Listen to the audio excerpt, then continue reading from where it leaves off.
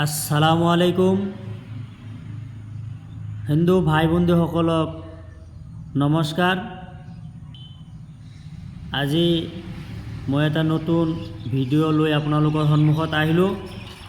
এয়া চাওক, কয়াকুছি কুৰিহা উচ্চ হাইস্কুল আৰু এয়া চাওক যেটো আপোনাৰ LP স্কুল 1976 নং কুৰিহা বালিকা স্কুল।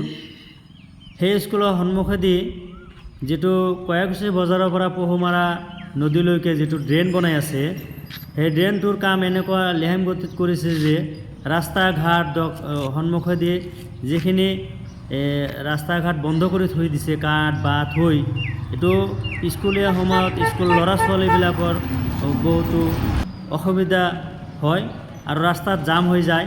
সেইকাৰণে আমি বিনম্ৰভাৱে অনুৰোধ জনাইছোঁ যে এইটো কাম অতি সোনকালে শেষ কৰিব লাগে আৰু ৰাস্তাত ঠিকাদাৰ মহৰীসকলক অনুৰোধ জনাওঁ যে তেওঁলোকে যাতে এইটো কাম অতি সোনকালে শেষ কৰি আমাৰ যাতায়াত ব্যৱস্থাত সুখী কৰে, এয়া মোৰ অন্তৰৰ পৰা কামনা।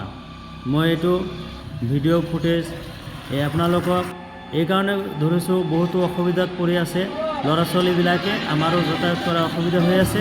গতিকে উক্ত কামখিনি অতি সোনকালে কৰি দিয়ে যেন এয়া আশা।